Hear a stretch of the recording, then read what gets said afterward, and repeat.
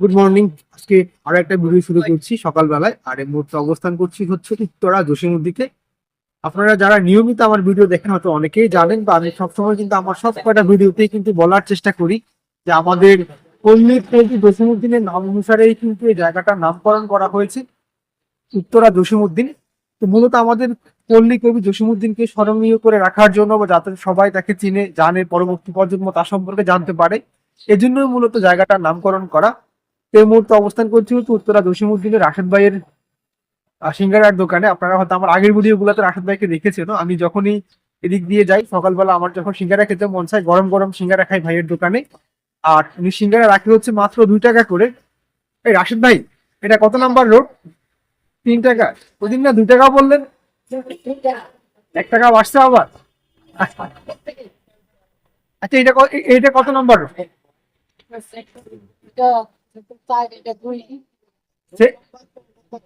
এটা তো sector sir, আমিও জানি, কিন্তু এইটা তো আমরা বলি হচ্ছে হলিল্যান্ড। আমরা বলি হচ্ছে হলিল্যান্ডের সামনে যাবো, বাট এটা একটা রোড নাম্বার আছে। শায়েস্তা খান এভিনিউ। সেটাই আমি আজকে এত মূলত এখানে জানা দরকার ছিল।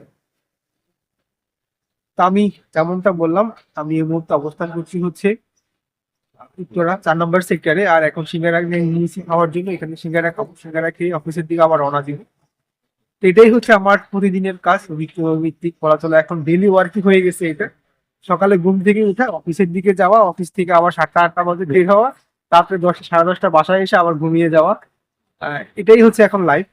তবে হ্যাঁ, আমি আমার কাজগুলোকে খুবই এনজয় করি। তার জন্য আমার কাজগুলো করতে আমার কাছে খুবই ভালো লাগে। আর যে কোনো কাজে আপনি যখন এনজয় করবেন তখন আপনার কাছে সেই কাজটা করতে ভালো লাগে, স্বাভাবিক বিষয়।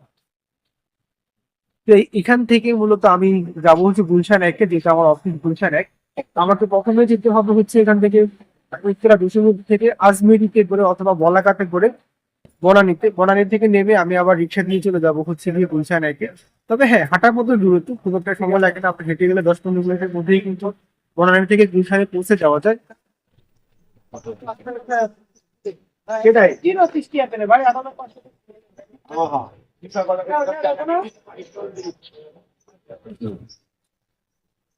ভাই, আপনাদের কাছে অনুরোধ, এই যে আমার কিন্তু সবকিছু, কিন্তু কথা শুনতে কিছু এনাদের কাছে আমার লোকজনের সাথে দাঁড়িয়ে আছে। তার মানে আমি ম্যানেজমেন্টে কিন্তু তো সিঙ্গারা খাওয়া শেষ করে মুহূর্তে চা নিলাম হচ্ছে খাওয়ার জন্য। চা খাওয়া আসলে সকালবেলা সিঙ্গারা খাওয়ার পরে যদি 1 কাপ চা না খাই তাহলে আসলে ওইভাবে ভালো লাগে না, বা মনে হয় যে দিনটাই শুরু হয়নি। আমি আর এটা আসলে প্রতিদিনই আমার কাজ বলা চলে। আমি অফিসে দিক দিয়ে যাওয়ার সময় দোকানগুলো থেকে, এখানে অনেক দোকান আছে, এই পাশে একটা দোকান আছে, তারপরে সামনে আরো দোকান আছে।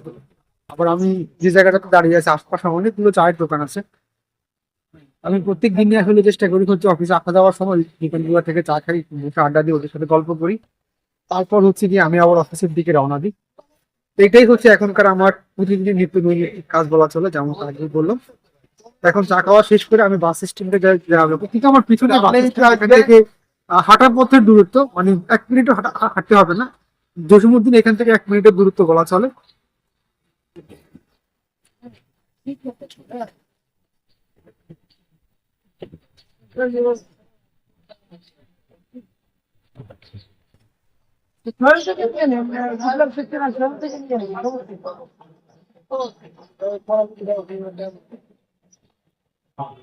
ওনারা আসলে মিষ্টি নিয়ে যাচ্ছে দেখলাম।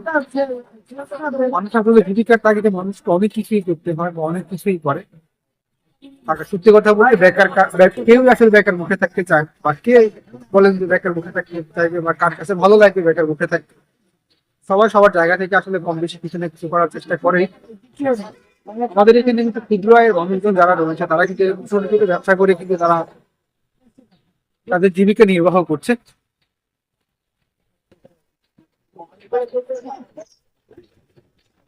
তো চা খাওয়া শেষ করে, সিঙ্গারা খাওয়া শেষ করে এখন যাচ্ছি হচ্ছে বাসে ওঠার জন্য। বেশ ভালো রোদ এই মুহূর্তে এই দিকটাতে। আমাদের এখানে আসলে এরকম অনেক দোকান রয়েছে, দিয়ে যাওয়ার সময় রাস্তার পাশে কিন্তু অনেক দোকান। বিশেষ করে যেমনটা বললাম যে ক্ষুদ্র আয়ের যেসব মানুষজন রয়েছেন তারা এইসব দোকানে আসলে দোকানদারি করে তাদের জীবিকা নির্বাহ করছে। তো আমি এখন যাবো হচ্ছে এই সামনে একটা বলাকা মাছ দেখার। এই বলাকা দাও, আরে রে, চলে গেল রে। অনেকক্ষণ আগে এখন বকটা পাই, বকটা মিস করে ফেলছি, বাট আজমিরি আসছে একটা, আজমিরি তো উঠবে বলতে। তো দুটো বাসি আসলে মিস করে ফেললাম। প্রথমটা ছিল হচ্ছে বলাকা, এটাতেও উঠতে পারেনি, এরপরে আসতে হচ্ছে আজমেরি, আজমেরিতেও উঠতে পারেনি। কেয়ার করা বলা চলে, এটা হচ্ছে ব্যাড লাক। দুটো বাসই আমার মিস হয়ে গেল। যাই হোক, এখন আবার বাসের জন্য এখানে দাঁড়িয়ে আছি, বাস আসলে আবার উঠবো। তো এখান থেকে মূলত বলাকা আর হচ্ছে আজমেরি, এই দুটো বাসে করে যাওয়াটাই ভালো। এগুলো ইউনিটেড এক্সপ্রেস আর উপর দিয়ে যায়, আর বাকিগুলো হচ্ছে কি নিচ দিয়ে যায়, আর সময় অনেক বেশি লাগে।